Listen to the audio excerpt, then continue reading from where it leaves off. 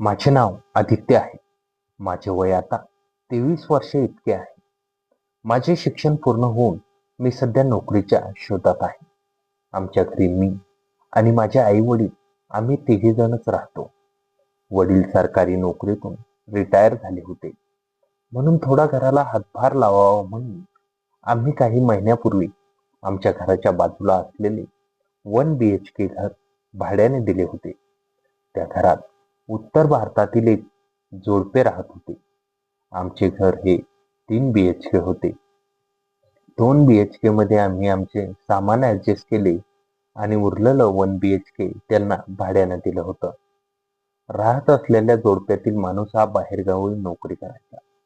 त्याचं नाव राहुल होतं आणि त्याच्या बायकोचे नाव मीरा होते. त्यांच्या लग्नाला 8 वर्ष झाली होती. त्यांच्या मुलाच्या शिक्षणासाठी त्यांनी आमचे घर भाड्याने घेतले होते.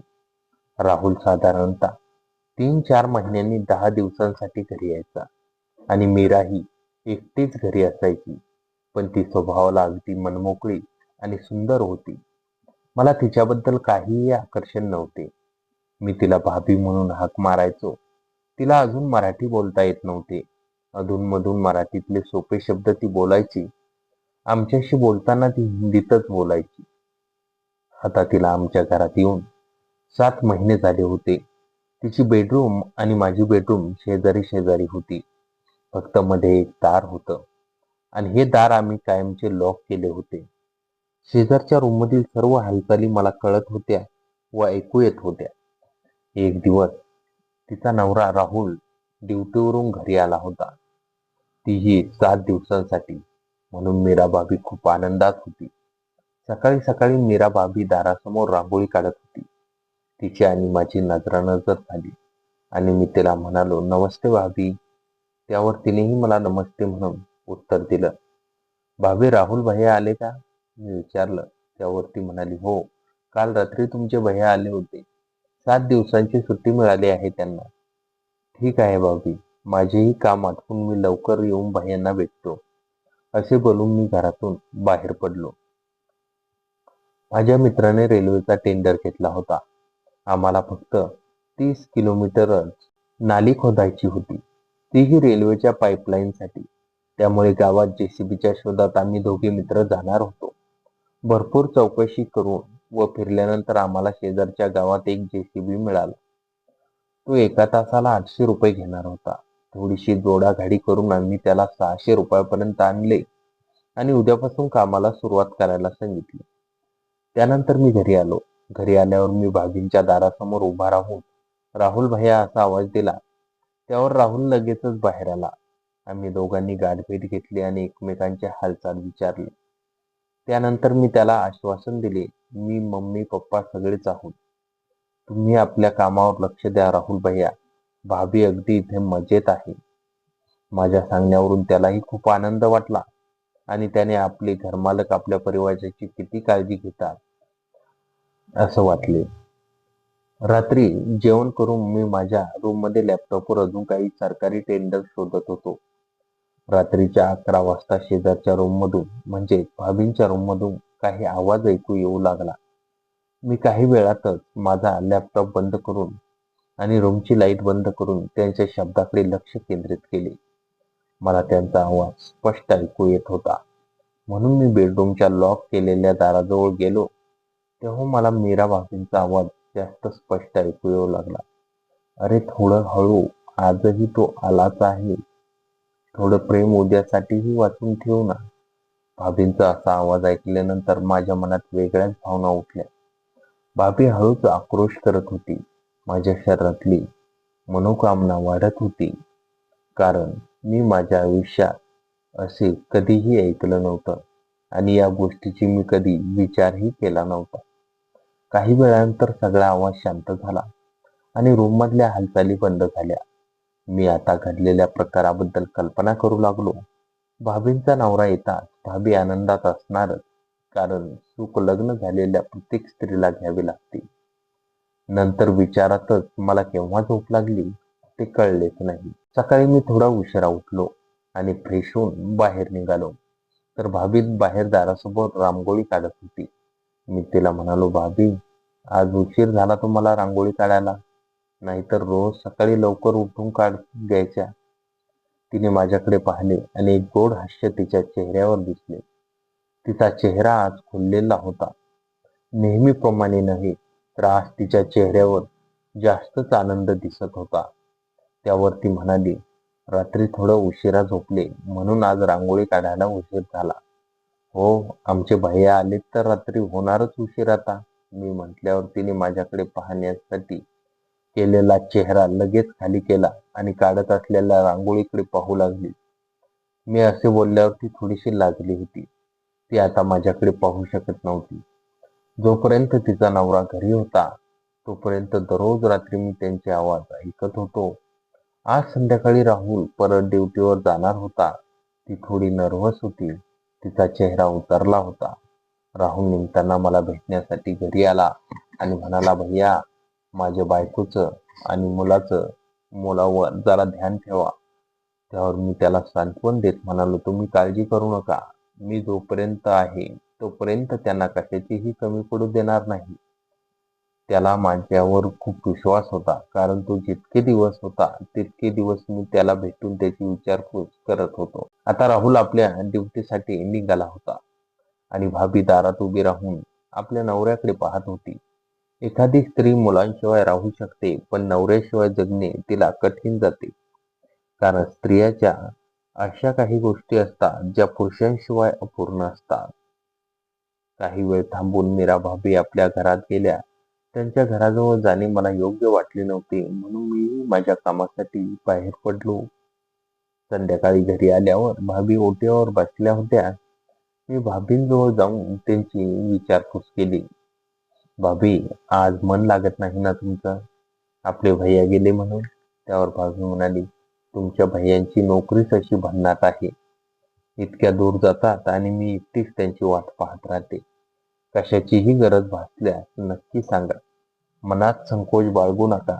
मी म्हटल्यावरती हसत म्हणाली, हो भाईसाहेब, मी तुम्हालाच हाक मारेन. भाभी जात असताना मी तिला म्हणालो, भाभी, तुमचा आवाज खूप सुंदर येत होता काल रात्री. ती आश्चर्याने म्हणाली, कधी? तुम्ही कधी ऐकला? त्यावर मी म्हणालो, आमचे भैया घरी होते तेव्हा रात्री तुम्ही मजेत होतात ना. अरे हळू, अरे काय भुके शेर सारखं करताय. माझ्या तोंडून असे शब्द ऐकल्यानंतर ती इतकी लाजली की तिने आपला चेहरा साडीच्या पदरात झाकून घेतला आणि आतल्या आत हसू लागली. दुसऱ्या दिवशी सकाळची वेळ झाली होती. साधारण 7 वाजले असतील. भाभीचा मुलगा शाळेत गेला होता. अचानक त्याच्या घरातून जोरात ओरडण्याचा आवाज आला. मी ब्रश करत होतो. हातातला ब्रश फेकून मी भाभींच्या घराकडे धावत सुटलो. घरात घुसल्यानंतर कोणीच दिसत नव्हते. मी आवाज दिला, भाभी, काय झालं? ती बाथरूम मध्ये होती. मी बाथरूम जवळ जाऊन पुन्हा विचारले, पडलात का? थांबा, मी शेजारच्या आंटीला बोलवतो. अरे भाईसाहेब, मी पडले नाही, इथं एक सरडा आहे, ती म्हणाली. अरे भाभी, सरड्याला का घाबरता? तो काहीच करणार नाही. तुम्ही बाहेर या, मी त्याला हाकलून देतो. अरे माझ्याजवळ कपडे नाहीत, ते बाहेरच ठेवले आहेत. तुम्ही असं करा, ते कपडे मला द्या, टेबलावर ठेवले आहेत. टेबलावर मीरा भाभींचे कपडे पडले होते. त्या कपड्याकडे पाहून माझ्या मनात वेगळीच तरंग निर्माण झाला. मी हातात कपडे घेतले आणि बाथरूमच्या दाराजवळ जाऊन थाप मारली. लगेचच भाभीने अर्धवट दार उघडून माझ्या हातातले कपडे घेतले. काही वेळाने ती अंघोळ करून बाहेर आली. अंघोळ केल्यावर भाभी इतकी सुंदर दिसत होती की तिच्याकडे पाहून मला त्या सरड्याचा विसर पडला आणि मी घरी जायला निघालो. मी जात असताना भाभीने मला हाक दिली. अरे भाईसाहेब, त्या सरड्याला तर हाकलून द्या बाहेर. मी बाथरूम मध्ये जाऊन त्या सरड्याला बाहेर काढले. तेव्हा कुठे भाभीच्या जीव आला. मग भाभीने मला एक यादी दिली. त्यात किराणा सामान आणायचा होता. दुकान घरापासून फार लांब होते. मोटरसायकल किंवा रिक्षाशिवाय तिथे जाणे शक्य नव्हते. तुम्ही संध्याकाळी घरी आला तेव्हा हा सामान घेऊन या, भाभी असं म्हणाली. त्यावर मी हो म्हणालो. जरूर भाभी, मी नक्की आणेन. मी फ्रेश होण्यासाठी आपल्या घरी आलो. खूप वेळ झाला होता, म्हणून मी लवकरात लवकर तयार होऊन कामाला निघालो. आज जास्त काम नव्हते. सरकारी टेंडर लवकर निघत नव्हते. म्हणून मी संध्याकाळी लवकर घरी येण्याचा प्लॅन केला. मग माझ्या लक्षात आले की किराणा सामानही आणायचं आहे. म्हणून मी दुकानात जाऊन भाभीने सांगितलेला सगळा सामान यादीनुसार घेतला आणि घरी यायला निघालो. 10-15 मिनिटात मी घरी येऊन पोहोचलो. घरी पोहोचल्यावर मी सामान देण्यासाठी भाभींचे दार वाजवले. दार उघडेच होते. मी दारावर थाप मारली आणि दार आतल्या बाजूने उघडले. मी घरात शिरलो आणि समोरचे दृश्य पाहून मी थरथरू लागलो. माझे डोळे आश्चर्याने फाटले. माझ्या आयुष्यात मी असे दृश्य कधीच पाहिले नव्हते. मीरा भाभी फक्त तिच्या अंतवस्त्रात होत्या आणि बाकी काहीच नव्हते. मी किराण्याची पिशवी खाली ठेवून तिच्याकडे मन भरून पाहत राहिलो. योगायोगाने तिची आणि माझी नजरानजर झाली. ती मला पाहून लागली आणि बाजूला पडलेली बेडशीट तिने अंगावर घेतली. मी तिला पाहून घाबरलो होतो. मी त्वरित घराबाहेर पडलो आणि माझ्या घरात शिरलो. मला स्वतःवर खूप राग येत होता. मी तिला अशा अवस्थेत पाहायला नको होतं. मला स्वतःची चीड येऊ लागली. काही वेळाने ती तिची माफी मागण्यासाठी तिच्या घरी जायचे ठरवले. आता 7 वाजले होते. ती घरात एकटीच होती. तिचा मुलगा बाहेर खेळायला गेला होता. मीरा भाभी टीव्ही समोर बसली होती. मला पाहून ती अगदी साधारण स्थितीत होती. काय रे भाईसाहेब, काही काम होतं का? तिने विचारले. मी मनात विचार करू लागलो की या बाईला अशा स्थितीत पाहिलं तरी हिच्यात काही बदल दिसत नाही. त्यावर मी म्हणालो, भाभी मला माफ करा. मला माहित नव्हतं की तुम्ही कपडे बदलत आहात. दार उघडं होतं म्हणून मी आवाज दिला नाही. माझ्याकडून चूक झाली. त्यावर भाभी म्हणाले, अरे भाईसाहेब, त्यात चुकीचं काय? कधी कधी घडतं असं. पण तिचं ते पाहिलेलं सुंदर शरीर, आता माझ्यासमोर कपड्यात बसलेली भाभी यात फार फरक होता. दोन्ही प्रसंगात भाभी वेगळी दिसत होती. भाभी बोलत असताना तिचे शरीर हालत होतं आणि माझं लक्ष अचानक एका विशिष्ट भागाकडे गेलं. किती सुंदर दिसत होतं ते. मन करत होतं की त्याला स्पर्श करावा, पण भाभी माझ्याकडे एकटक पाहत होती. भाभीलाही माझ्याबद्दल आकर्षण वाटू लागले असावे, असे माझ्या मनात आले. काही वेळ थांबल्यानंतर भाभीने मला पाणी दिले. पाणी पिऊन झाल्यावर मी आपल्या घरी जायला निघालो. भाभी मला सोडायला दारापर्यंत आली होती. तिचा नवरा गेल्यापासून तिला एकटेपणा जाणवत असावा. मी घरी आल्यावर माझ्या डोक्यात सतत तिचाच विचार सुरू होता. तिला अशा अवस्थेत पाहिलेलं दृश्य माझ्या डोळ्यासमोरून जातच नव्हते. मला मीरा भाभी आता हवीहवीशी वाटू लागली होती. तिच्याबद्दलचे माझे आकर्षण खूप वाढले होते. आता भाभींच्या घरी माझं येणं जाणं आधीपेक्षा जास्त वाढलं होतं.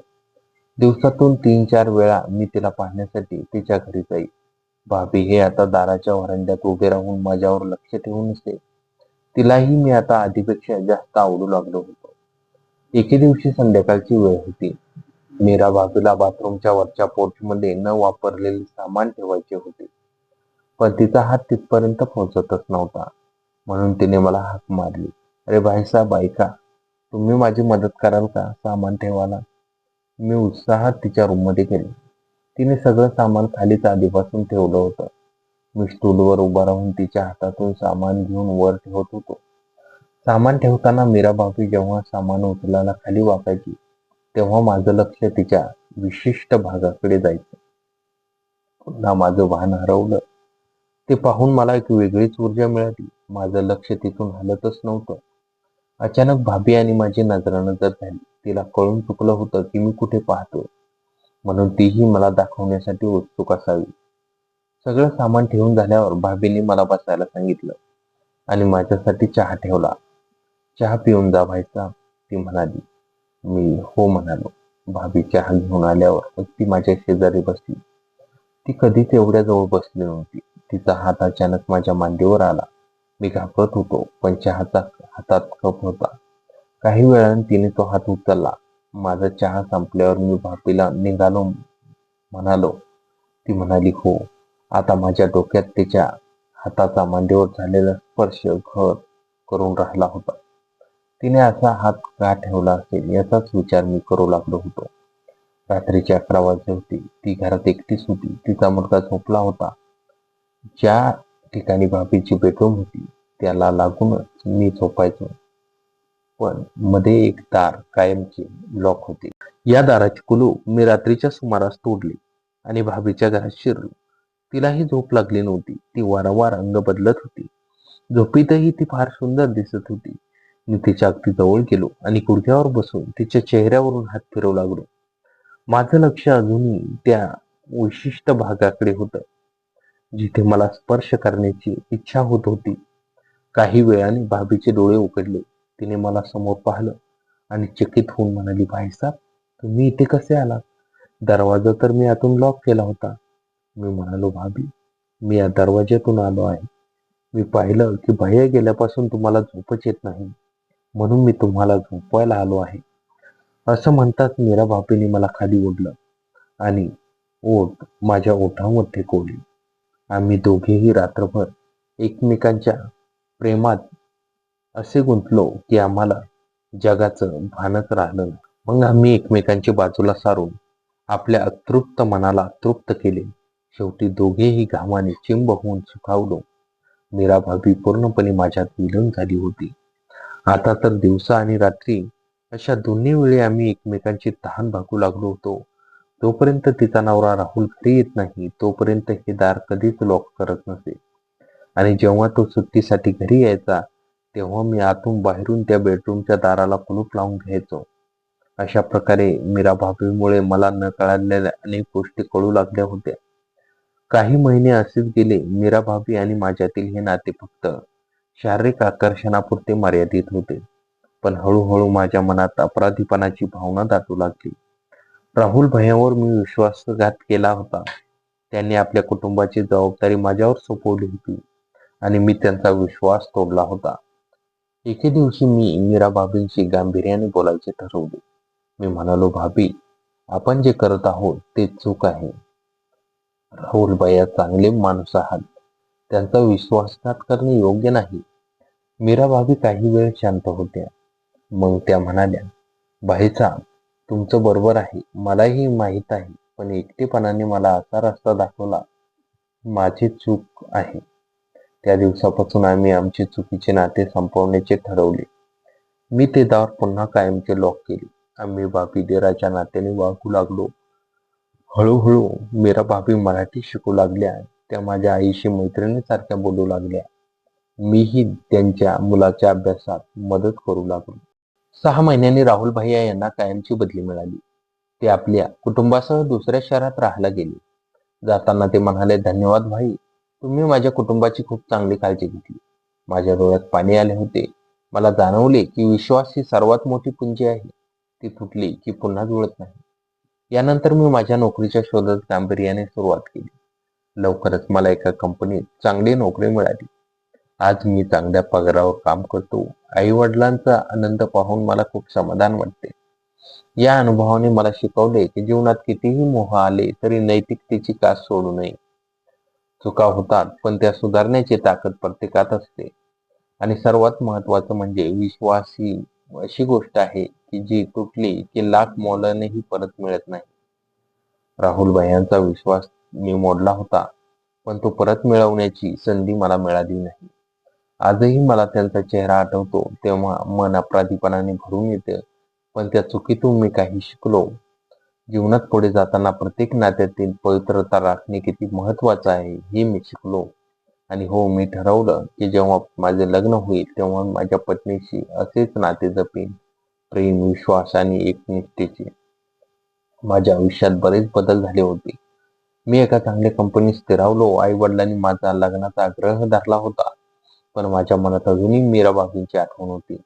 तो अपराधीपणा, ती लाज, ते चुकीचे नाते, सर्व काही मनात घर करून होते. एके दिवशी माझ्या वडिलांनी सांगितले, "आदित्य, राहुलच्या बदलीनंतर कळलं का नाही?" "नाही बाबा, संपर्कात नव्हतो." मी खरं बोललो. "त्याचं आता पुण्याला ट्रान्सफर झालंय. काल त्याचा फोन आला होता. तो म्हणाला, आदित्यचं लग्न झालं का?" विचारलं. वडील म्हणाले. माझं हृदय जोरात धडकलं. राहुल भैया यांचं नाव ऐकताच माझ्या चेहऱ्याचा रंग पालटला. मी स्वतःला सावरलं. "काय सांगितलं बाबा?" म्हटलं, "अजून नाही." मग तो म्हणाला, "आमच्या ओळखीत एक चांगली मुलगी आहे. आदित्यला आवडली तर पाहू शकतो." वडील म्हणाले. मी शांत होतो. राहुल भैया अजूनही माझ्याबद्दल विचार करत होते. मी त्यांच्याशी गद्दारी केली होती, पण ती मला आपलंच समजत होते. माझ्या डोळ्यात पाणी आलं. बाबा, मला त्या मुलीबद्दल माहिती हवी आहे, मी शांतपणे म्हणालो. काही दिवसांनी राहुल भैया आणि त्यांची पत्नी मीरा यांच्यासोबत भेटीचा कार्यक्रम ठरला. पुण्यात एका हॉटेलमध्ये. माझ्या मनात हजारो विचार येत होते. 5 वर्षांनी त्यांना भेटणार होतो. मीरा भाभींना भेटणार होतो. तो दिवस उजाडला. मी आई वडिलांसोबत पुण्याला पोहोचलो. हॉटेलमध्ये गेलो.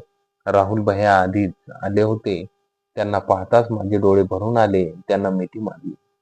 कसा आहेस आदित्य? खूप दिवस झाले, ते म्हणाले. ठीक आहे भैया, तुम्ही सांगा, मी भरलेल्या आवाजात म्हणालो. मीरा भाभी शेजारीच उभ्या होत्या. त्यांना पाहून 5 वर्षापूर्वीच्या त्या रात्री आठवल्या. त्या थोड्या बदलल्या होत्या, अधिक प्रौढ, अधिक आत्मविश्वासी. त्यांनी माझ्याकडे पाहिले आणि स्मित हास्य केले. नमस्ते भाभी, मी हात जोडले. नमस्ते आदित्य, किती मोठाच झाला, त्या म्हणाल्या. त्यांच्या आवाजात कोणताही बदल नव्हता, जणू काही घडलंच नव्हतं. आम्ही सगळे जेवणासाठी बसलो.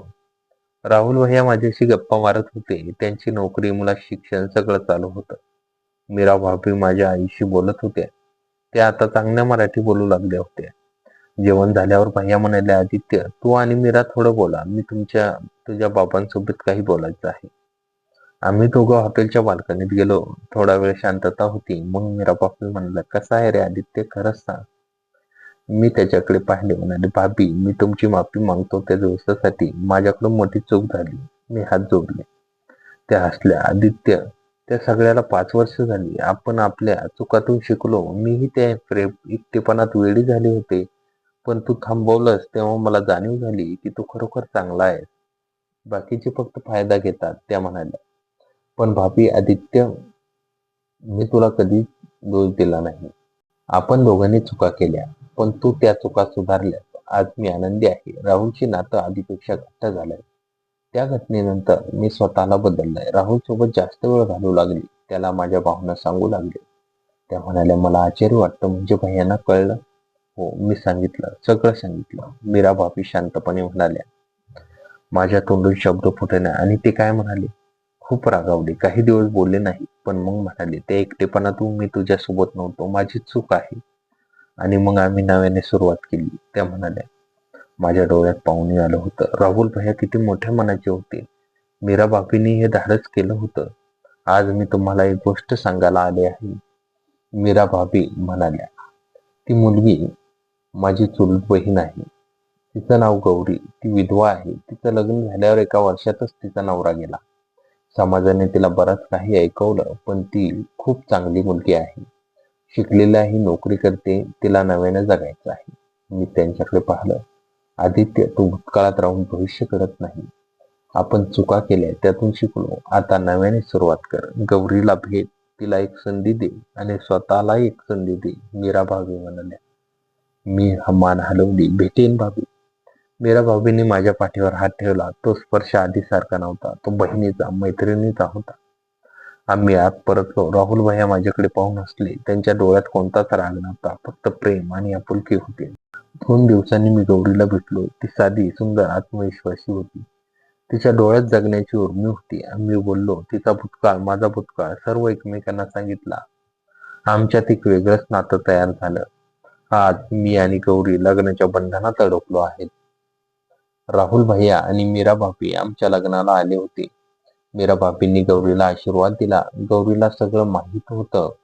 माझा भूतकाळ, माझ्या चुका, सगळं. पण ती म्हणते, प्रत्येकाला चुका करण्याचा अधिकार आहे, पण त्या चुकातून शिकून पुढे जाणं हीच खरी ताकद आहे. जीवनचक्र आहे. चुका होतात, पण त्या चुका आपल्याला शिकून जातात.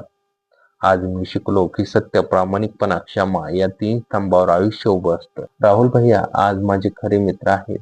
मीरा भाभी माझी बहीण आहे आणि गौरी हे माझं सर्वस्व आहे. भूतकाळाच्या पानावरून भविष्याचं पान उलटताना मी फक्त एक प्रार्थना करतो, प्रत्येक क्षमा करण्याचं, बदलण्याचं, नव्याने सुरुवात करण्याचं बळ मिळो. आज मी माझ्या गावी परतलो होतो. तेच घर, तोच परिसर, पण आता सगळं बदललं होतं. मी गौरीसोबत लग्नाच्या 10व्या वर्धापनानिमित्त एक छोटीशी पार्टी ठेवली होती. आमचं 2 मुलं होती, अपूर्वा आणि अभिजित. आई वडील आता म्हातारे झाले होते, पण आजी आजोबा झाल्याचा आनंद त्यांच्या चेहऱ्यावर झळकत होता. पार्टीची तयारी सुरू होती. अचानक गेटवर एक गाडी येऊन थांबली. मी बघितलं तर राहुल भैया, मीरा भाभी आणि त्यांचा मुलगा रोहन गाडीतून उतरत होते. मला आश्चर्याचा धक्का बसला. त्यांना मी बोलावलो नव्हतो. भैया तुम्ही? मी पुढे येऊन त्यांना भेटलो. आदित्य, तुझ्या लग्नाचे 10 वर्ष पूर्ण झाली म्हणून तुला सरप्राईज द्यायचं ठरवलं, राहुल भैया म्हणाले. मीरा भाभी गौरीला भेटायला गेल्या. दोघी जुन्या मैत्रिणीसारख्या बोलू लागल्या. रोहन आणि माझी मुलं खेळू लागली. पार्टी सुरू झाली. सगळे आनंदात होते. रात्री जेवण झाल्यावर मी राहुल भाईसोबत बाल्कनीत गेलो. तिथून ते जुने घर दिसत होते जिथे एकदा मीरा भाभी राहत होत्या. भैया, मला तुम्हाला एक गोष्ट सांगायची आहे. मी सुरुवात केली. सांग आदित्य, ते शांतपणे म्हणाले. त्या दिवसांची तुम्ही ड्युटीवर असायचं तेव्हाची मीरा भाभी आणि मी अडखळत होतो. राहुल भाईंनी माझ्या खांद्यावर हात ठेवला. आदित्य थांब, तू मला हे सांगणार होतास का? मी मान हलवली. मला माहित आहे आदित्य, मीराने मला सांगितलं होतं. अगदी त्या दिवसापासून सांगितलं जेव्हा तू तिला सरड्यापासून वाचवलं तेव्हापासून. तिने मला सगळं सांगितलं, राहुल भैया म्हणाले. मी आश्चर्याने त्यांच्याकडे पाहिलं. तुम्हाला माहित होतं पण तरीही तुम्ही माझ्याशी एवढे प्रेमाने वागत होता? आदित्य, जीवनात चुका होतात पण ती सुधारण्याची संधी मिळणं ही फार मोठी गोष्ट असते. ती चूक तू सुधारलीस. तू स्वतःहून हे नातं संपवलं, हे फार मोठं धाडस होतं. पण भैया तरीही? आदित्य, मीरा तेव्हा खूप एकटी होती. मी तिच्यासोबत नव्हतो. तिच्या भावनांचा विचार केला नव्हता. त्या एकटेपणात तिनं जे केलं त्यात तिची चूक होती. किती चूक होती. आणि तू पण तर तरुण होतास. भावनावर नियंत्रण ठेवणं सोपं नसतं. राहुल भैया गंभीरपणे बोलत होते. मी त्यांच्याकडे पाहिलं. एवढ्या मोठ्या मनाचा माणूस मी पाहिला नव्हता. आदित्य, क्षमा कमजोरी नाही, ती ताकद आहे. मी तुला क्षमा केली आहे. मीराला क्षमा केली आहे. आणि सर्वात महत्वाचं म्हणजे मी स्वतःलाही क्षमा केली आहे, ते म्हणाले. आम्ही दोघं बराच वेळ बोलत होतो. भूतकाळ, वर्तमान, भविष्य सगळ्यावर. गौरी, मीरा, भाभी बोलत होत्या. गौरी म्हणाली, भाभी तुम्ही आमच्या आयुष्यात देवदूत आहात. तुम्हीच तर आमची ओळख करून दिली. मीरा भाभी हसल्या. गौरी, प्रत्येकाच्या आयुष्यात काहीतरी उद्देश असतो. कदाचित माझा उद्देश तुम्हा दोघांना एकत्र आणणे हाच होता. तर मित्रांनो, कथा कशी वाटली कमेंटमध्ये नक्की कळवा. आणि चॅनलवर नवीन असाल तर आता सबस्क्राईब करा.